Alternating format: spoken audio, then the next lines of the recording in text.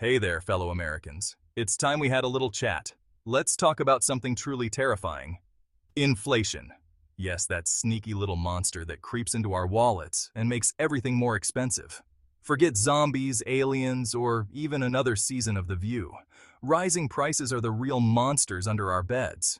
Especially if you can't afford a new mattress anymore, thanks to, you guessed it, inflation.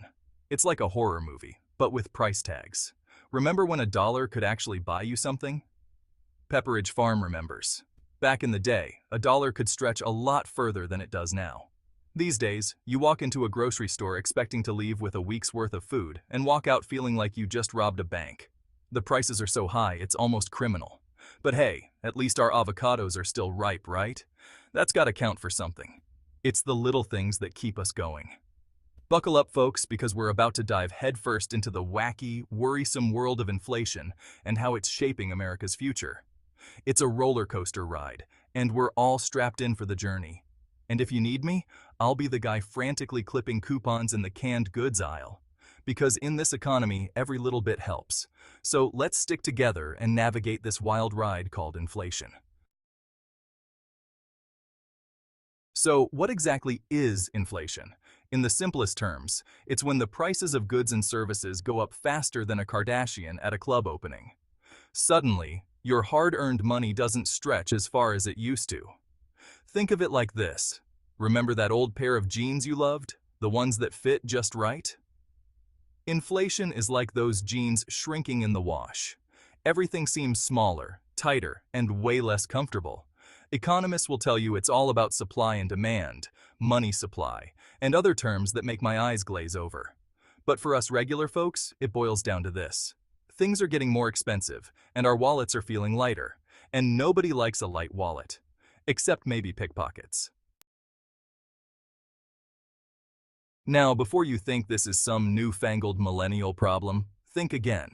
Inflation isn't just a modern-day headache. It's a historical menace that has haunted generations. Inflation has been around longer than your weird uncle's conspiracy theories.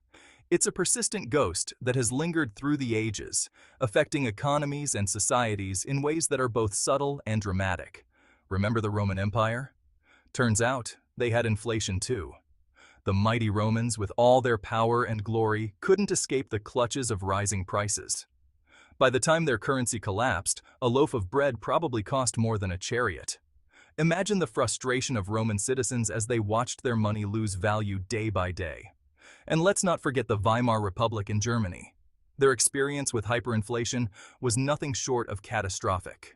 They took hyperinflation to a whole new level. People were carrying wheelbarrows full of money just to buy basic necessities. People were literally wallpapering their houses with money because it was cheaper than, well, wallpaper. The value of their currency had plummeted so drastically that it became more useful as decoration than as a medium of exchange. The point is, inflation has been a thorn in humanity's side for centuries. It's a recurring issue that has plagued different civilizations, from ancient times to the modern era. It's like that annoying houseguest who just won't leave. No matter what you do, it keeps coming back, disrupting your peace and stability. We've tried everything to get rid of it.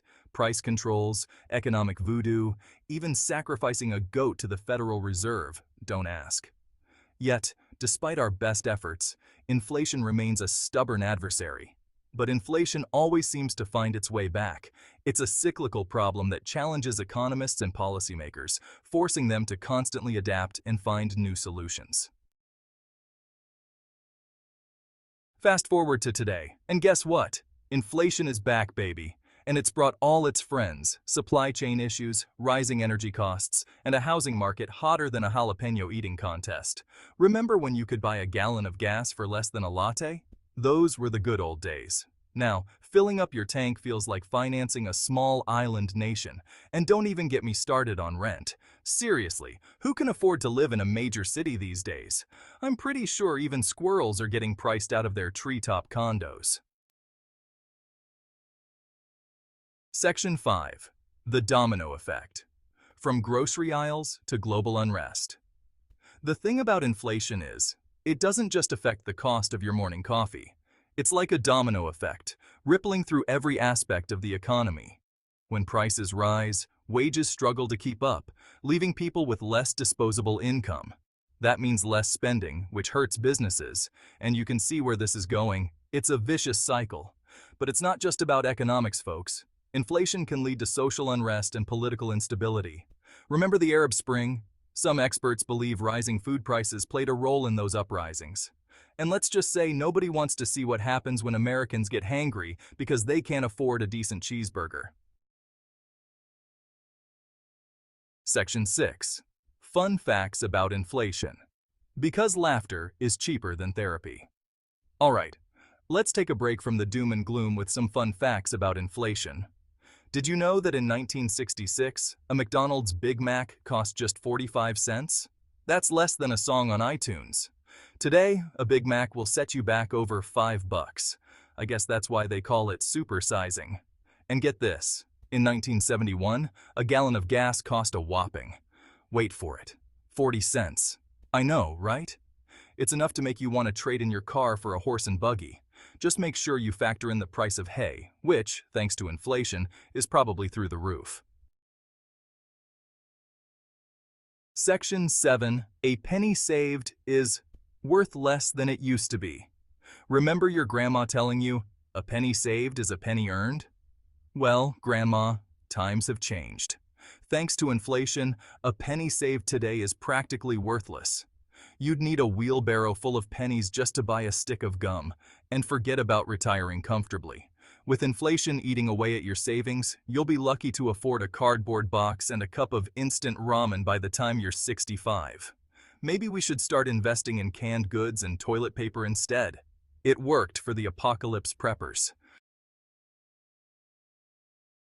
Section 8. What can we do? Spoiler alert, probably nothing. So, what can we, the average Joes and Janes of America, do about this inflation mess? The honest answer? Not a whole lot. We can try to be smarter shoppers, clip coupons until our fingers bleed, and maybe consider taking up extreme couponing as a competitive sport. But ultimately, the big guns, the Federal Reserve, the government, those guys in suits who always look concerned, are the ones calling the shots. Maybe we can start a petition or write strongly worded letters to our elected officials. Or better yet, maybe we can just distract ourselves from the impending economic doom by binge-watching Netflix and ordering takeout. Section 9. Conclusion. The future is uncertain, but your wallet might be empty. As we navigate the choppy waters of inflation, one thing's for sure, the future is about as clear as a crystal ball filled with mud. Will we conquer inflation, or will it conquer us? Will we be forced to take out loans to buy groceries? The rising prices are making everyday essentials feel like luxury items. Will we all end up living in a world where a loaf of bread costs $1,000? Only time will tell.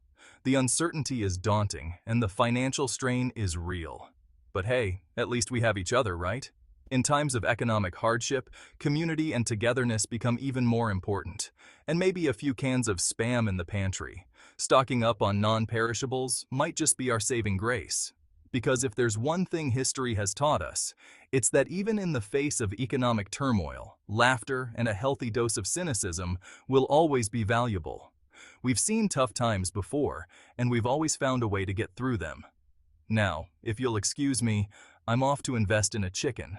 It might sound funny, but self-sufficiency could be the key to weathering the storm. At least I'll have fresh eggs. In uncertain times, sometimes the simplest solutions are the best. So let's brace ourselves, support each other, and maybe, just maybe, we'll come out stronger on the other side.